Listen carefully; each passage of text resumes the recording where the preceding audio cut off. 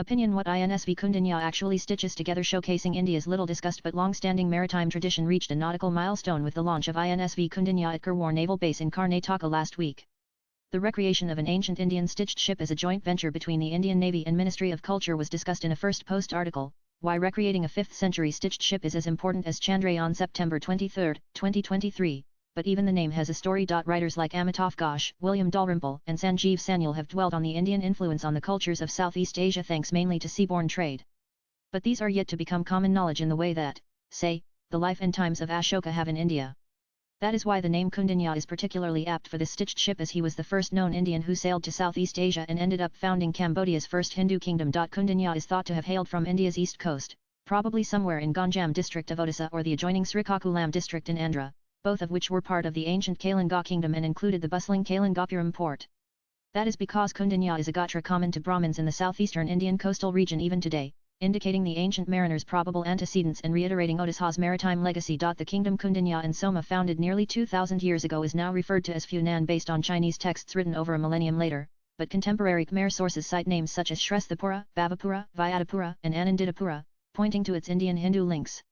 The Indian propensity to not chronicle anything till relatively recently has led to Chinese records dominating the discourse, hence Funan is the better known name. Unfortunately, this also fuels the misconception that Southeast Asia has always been part of the Sinosphere rather than a Indic Hindu one.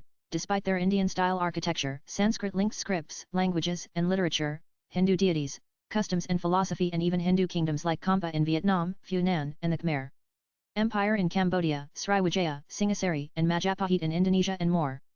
The INVS Kaundinya points to those old connections. Incidentally, even Kaundinya's marriage to Soma is not the only such instance. It is said that an Indian princess Wanghak Yellow Jade in Korean of Ayodhya sailed away to marry Emperor Kim Suro of Gaya in Korea and became Empress Hyo, not long after Kaundinya. Today, many Koreans claim descent from their 12 children. Curiously, the ancient burial mounds in Assam called Moidam are amazingly similar to those of Korean royalty, including that of Suro and Hyo. Tales of the connections between ancient India and the cultures and kingdoms of Southeast Asia and beyond have been far too persistent to be dismissed now as being without any basis. Academia, Western dominated as it has been, tended to firmly relegate such stories to the realms of mythology earlier, unwilling to even acknowledge that India had much of an international profile beyond the well-documented spread of Buddhism eastwards. India's Hinduism was sidelined. Thus, the story of the seafaring Kaundinya and his marriage to the Naga princess Soma nearly 2,000 years ago also never gained traction. That watershed event is remembered in Cambodia till today, but not many Indians visiting there are aware of it, even if they do know that Hinduism was once the main religion in the region, indicating ancient links with India. Even a cursory research reveals details about profound cross-cultural connections, going beyond architecture and culture. Hinduism's cultural influence seen there, hark back to their earliest kingdoms, but now there is even DNA proof that proto-historic Southeast Asians had Indian lineage, indicating a wide intermingling between the peoples of India and that region, probably even predating Kaundinya's arrival. Southeast Asian genealogies today have some Indian ancestry, but new studies on an ancient boy's skeleton in Cambodia have revealed a 4050 South Asian Indian DNA. Radiocarbon testing of that ancient boy's bone dated it to the early period of Funan, the kingdom Kaundinya co-founded, showing that the Indian gene flow to Cambodia started 1,000 years earlier than the previously posited 12th to 14th century on the strength of genetic studies of current populations. The researchers also say they expect to find further traces of interactions with South Asia India corroborated by archaeological evidence from about 4th century BCE. Paleogenomics does not make for racy reading, but its findings certainly add heft to the mythological stories of connections between the Hindu kingdoms and cultures of ancient India and the populations of Southeast Asia. Later in the first millennium CE, the Indian connection becomes too evident to gloss over, such as the arrival in 731 CE of a boy prince from Simhapura in Kampa Kingdom, now Vietnam, to ascend the Pallava throne in South India as Nandavarman II. That the INSV Kaundinya was launched on India's west coast is apt too. For millennia, ancient Indian ships set sail from Kambat, Kutch, and the Konkan coast to the west. The Sindhu-Sarasvati civilization had robust trade relations with the cultures of the Euphrates and Nile to its west, most of it conducted via the seas.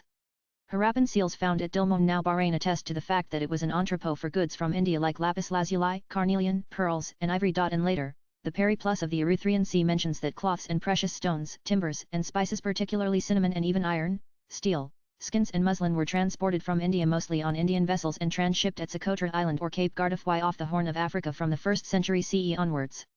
Exploration of the huge Hawk Cave in Socotra has revealed many inscriptions more like graffiti really on its walls in ancient Brahmi script. Socotra is said to be derived from the Sanskrit name Dvipasukadara, island of bliss, or its Greek contraction Dioscorida. But the fact that there were many Hindus engaged in this trade is also underlined by their reverence for a deity named Socotriamata or Socotor Ma, propitiated by the seafarers to protect them from being shipwrecked. Temples were dedicated to her in Gujarat and Sindh, not only as Sakhotar Ma but also as Vahanvati, always depicted sitting in a boat. Coins of the Satavahana or Andhra dynasty 2nd century BCE to 3rd century CE featuring sailing ships that look astonishingly like the INSV Kaundinya point to the importance of maritime trade for that huge Hindu empire straddling the peninsula. They maintained many bustling ports including Bharuch, Sopara, and Kalyan on the Arabian Sea and Ghantasala and Makhilipatnam on east, trading with both Southeast Asia and the expansive Roman Empire to the west. Swipe left for next video. So, the good ship INSV Kaundinya stitches together the proto-history and history of maritime India, resurrecting not only the shipbuilding prowess of ancient Indians but also India's long-standing ties commercial and cultural down the millennia with the world. Later this year the wooden vessel will sail to Oman, retracing the route that other stitched Indian ships had made for centuries. May it always have fair winds and following seas as the old nautical blessing goes. The author is a freelance writer. Views expressed in the above piece are personal and solely those of the author. They do not necessarily reflect NEWS18's views. Latest blogs